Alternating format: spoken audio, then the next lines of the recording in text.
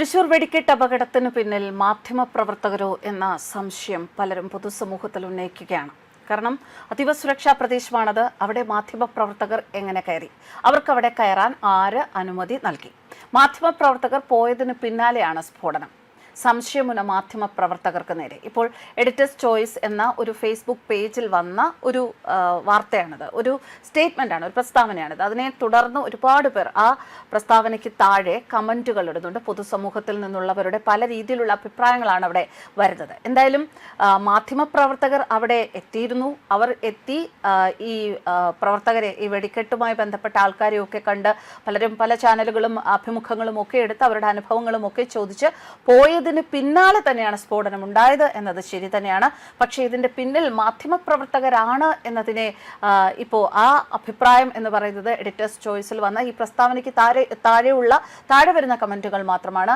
അങ്ങനെ ഒരു അഭിപ്രായം ഞങ്ങൾ രേഖപ്പെടുത്തുന്നില്ല. എന്തായാലും ഇതിന്റെ താഴെ വന്നിരിക്കുന്ന ആ കമന്റുകൾ വായിക്കാം. ഇത്രയും അപകടം പിടിച്ചൊരു പ്രദേശത്ത് മാധ്യമങ്ങൾ ഷൂട്ട് ചെയ്യാൻ പോകുമ്പോൾ അനുമതി എടുത്തോ എന്ന് അന്വേഷിക്കണം. പ്രത്യേകിച്ചും ചില പ്രമുഖ ചാനലുകളെ പോലുള്ളവർ എന്നാണ് പറയുന്നത്. പോയ വ്യക്തികളുടെ ഡീറ്റെയിൽസ് എടുക്കണം, അതുപോലെ തന്നെ അന്വേഷിക്കണം. കാരണം ഇന്നത്തെ സാമൂഹ്യ സാഹചര്യത്തിൽ ഇതൊക്കെ ഒരു സാധ്യതയാണ്, അത് തള്ളിക്കളയാനാകില്ല എന്നാണ് കമന്റ് വന്നിരിക്കുന്നത്. അത് തന്നെയല്ല, വേറൊരാൾ ഒരു സംശയം പ്രകടിപ്പിച്ചിരിക്കുന്നത്, ഒരു ചന്ദനത്തിരി കത്തിച്ചിട്ടിട്ട് ഈ മാധ്യമപ്രവർത്തകർ പോയി 10 മിനിറ്റ് കഴിഞ്ഞ് സ്ഫോടനം ഉണ്ടായിക്കൂടെ? ഇവർ ഒരു പുതിയ വാർത്ത ചമയ്ക്കുന്നതിന് വേണ്ടി, അല്ലെങ്കിൽ ഒരു ബ്രേക്കിംഗ് ന്യൂസ് ഉണ്ടാക്കുന്നതിന് വേണ്ടി, ഒരു ലൈവ് ന്യൂസ് ഉണ്ടാക്കുന്നതിന് വേണ്ടിയൊക്കെയുള്ള ഒരു ശ്രമമായിരുന്നു എന്നത് അന്വേഷിക്കണം. CBI കൊണ്ട് അന്വേഷിപ്പിക്കണം, NIA വരണം എന്നൊക്കെ തന്നെയാണ് പൊതുസമൂഹത്തിന്റെ നാനാ തുറകളിൽപ്പെട്ടവർ ഈ ഒരു പ്രസ്താവനയ്ക്ക് താഴെ കമന്റുകളായി രേഖപ്പെടുത്തിയിരിക്കുന്നത്. ഈ മാധ്യമപ്രവർത്തകർ വന്നു പോയപ്പോഴാണ് പാറമേക്കാവിന്റെ വെടിക്കെട്ട് പുരകത്തിയ അപകടം ഉണ്ടായത്. അപ്പോൾ സെൻസേഷണൽ വാർത്തകൾ ഉണ്ടാക്കാനുള്ള ഒരു ശ്രമം, അല്ലെങ്കിൽ അത്തരത്തിലുള്ള ഒരു നീക്കം ഇവിടെ നടന്നിട്ടുണ്ടോ എന്നത് തള്ളിക്കളയാനാകില്ല എന്നാണ് ഈ കമന്റുകളിലൂടെ പലരും രേഖപ്പെടുത്തുന്നത്. രക്ഷപ്പെട്ടതിൽ ഒരാൾ ലെൻസ് എന്നൊക്കെ പറയുകയുണ്ടായി എന്നും ഒരു അഭിപ്രായം ഉയരുന്നുണ്ട്. എന്തായാലും വളരെ വേദനിപ്പിക്കുന്ന ഒരു സംഭവം തന്നെയാണ്. മീഡിയ അവിടെ ചെന്നിട്ടുണ്ട്, അവർ ക്യാമറയിലും മറ്റും ലെൻസ് ഉപയോഗിക്കുന്നവരാണ്. പഴുതടച്ച അന്വേഷണം വേണം. രക്ഷപ്പെട്ട ആൾ പലപ്പോഴായി ചതിച്ചു എന്ന വാക്കും ആവർത്തിച്ചു എന്നും ഒരു കമന്റിൽ പറയുന്നുണ്ട്. എവിടെയോ എന്തൊക്കെയോ ഒരു അപാകത ഫീൽ ചെയ്യുന്നു, ഒരു ദുരൂഹത ഫീൽ ചെയ്യുന്നു എന്നാണ് പൊതുസമൂഹത്തിൽ നിന്ന് വരുന്ന കമന്റ്.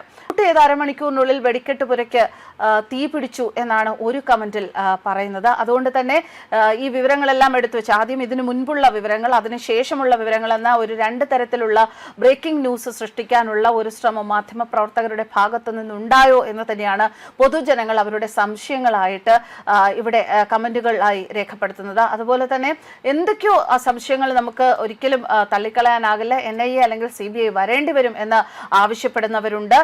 മാധ്യമപ്രവർത്തകരെ ഇപ്പോൾ സംശയത്തിന്റെ മുൾമുനയിൽ നിർത്തുകയാണ്. മന്ത്രി വിവാദം ഒഴിവാക്കാൻ ആസൂത്രിത വെടിക്കെട്ട് അപകടമാണ് എന്ന് പറയുന്നു. പൂരവും പൊങ്കാലയും ശബരിമലയും ഒക്കെ ചിലരുടെ കണ്ണിലെ കരടായി തുടരുമ്പോൾ ഇങ്ങനെയുള്ള സാധ്യതകൾ ഒരിക്കലും തള്ളിക്കളയാനാവില്ല എന്ന് തന്നെയാണ് ഈ അഭിപ്രായ പ്രകടനങ്ങളിൽ നിന്ന് നമുക്ക് മനസ്സിലാക്കാൻ സാധിക്കുന്നത്. രാവിലെ ഭാസ്കരൻ നായർ അജയൻ എന്ന വ്യക്തി അദ്ദേഹത്തിന്റെ ഫേസ്ബുക്ക് പോസ്റ്റിൽ കുറിച്ച ചില വാചകങ്ങൾ അത് പ്രേക്ഷകർക്ക് മുന്നിൽ എത്തിച്ചിരുന്നു. അവിടെയും അദ്ദേഹവും പറയുന്നുണ്ട്, ഇത് എന്താണ് ഇതിന്റെ പിന്നിൽ നടന്നിരിക്കുന്നത് എന്നത് നമ്മൾ അന്വേഷിക്കുക തന്നെ വേണം. ജിഹാദി എച്ചിൽ നക്കികളെ ശ്രദ്ധിക്കുക എന്നാണ് ഒരു അഭിപ്രായം പറയുന്നത്. നിയമങ്ങൾ ലംഘിച്ച് വെടിപ്പുരയിൽ ഇലക്ട്രോണിക്സ് ഉപകരണങ്ങൾ ഉപയോഗിക്കുന്നത് വലിയ തെറ്റാണ്. ക്യാമറ ലെൻസ് എന്ന് പറയുന്നത് വളരെ അപകടകാരിയാണ്. ഇത് ചാനലുകാർ വരുത്തിവെച്ച അപകടം തന്നെയാണ് എന്ന് തന്നെയാണ് പലരും ഉറപ്പിച്ച് പറയുന്നത്. ഇപ്പോഴത്തെ അവസ്ഥയിൽ ഇതൊക്കെ സംശയിക്കണം. പാറമേക്കാവിന്റെ വെടിക്കെട്ട് പുര അപകടത്തിൽ പത്രക്കാർ ചെന്ന തൃശൂർ പൂരത്തിന്റെ കരാറുകാരനായ വെണ്ണൂർ രാധാകൃഷ്ണനോട് സംസാരിച്ച ഫോട്ടോ എടുത്ത് തിരിച്ചു പോന്ന് കുറച്ചു സമയം കഴിഞ്ഞപ്പോൾ വെടിക്കെട്ട് സാധനങ്ങൾക്ക് തീപിടിച്ചു. അന്നും ആളുകൾ മരണപ്പെട്ടു. അതുകൊണ്ട് അട്ടിമറി തള്ളിക്കളയാൻ പറ്റുകയില്ല. പൂരം കുറച്ചു നാളുകളായി പലരുടെയും കണ്ണിലെ കരടാണ്. അതുകൊണ്ട് തന്നെ മാധ്യമപ്രവർത്തകരെ വിശ്വസിക്കരുത്. ഈ മാധ്യമപ്രവർത്തകരുടെ ഇടയിൽ ഹിന്ദു വിരുദ്ധരാണ് കൂടുതലും. എല്ലാ മേഖലയിലും നമ്മളത് കണ്ടു. കേരള കുംഭമേളയിൽ എത്ര മാധ്യമങ്ങൾ റിപ്പോർട്ട് ചെയ്തു. കൊല്ലം കൊറ്റംകുളങ്ങര ക്ഷേത്രത്തിൽ ആചാരത്തിന്റെ ഭാഗമായി ആണുങ്ങൾ പെൺവേഷം കെട്ടുന്ന ചടങ്ങാണ്. അവിടെ ആണും പെണ്ണും കെട്ടവരെ കൊണ്ടുവന്ന് ഫോട്ടോ എടുത്ത് വൈറലാക്കുക, സ്ത്രീകളോട് നിങ്ങൾ വിളക്കെടുക്കുന്നില്ലേ എന്ന് ചോദിച്ച് പരിഹസിക്കുക, ഹിന്ദുക്കളുടെ കാര്യം വരുമ്പോൾ തീവ്രവാദികളെ സപ്പോർട്ട് ചെയ്യുക, അങ്ങനെയുള്ളവരൊക്കെയാണ് ഈ മാധ്യമ മേഖലയിൽ പ്രവർത്തിക്കുന്നത് എന്ന രീതിയിലാണ് പല അഭിപ്രായങ്ങളും വരുന്നത്. എന്തായാലും ഈ അഭിപ്രായ പ്രകടനങ്ങൾ, ഈ പേജിലെ ഈ പ്രസ്താവനയ്ക്ക് താഴെ വന്ന അഭിപ്രായ പ്രകടനങ്ങൾ മാത്രമാണ്. മാധ്യമപ്രവർത്തകർ അവിടെ എത്തി എന്നുള്ളത്, ഒരിക്കൽ കൂടി പറയട്ടെ, മാധ്യമപ്രവർത്തകർ അവിടെ എത്തിയിരുന്നു എന്നുള്ളത് ശരിയാണ്. പക്ഷേ അവർ എത്തിയതിന് പിന്നാലെയാണ് ഈ സംഭവം സംഭവിച്ചിരിക്കുന്നത്. അല്ലാതെ അതിന്റെ പിന്നിൽ മാധ്യമപ്രവർത്തകർ ഉണ്ട് എന്നതിനെ ഒരിക്കലും അനുകൂലിക്കുന്നില്ല.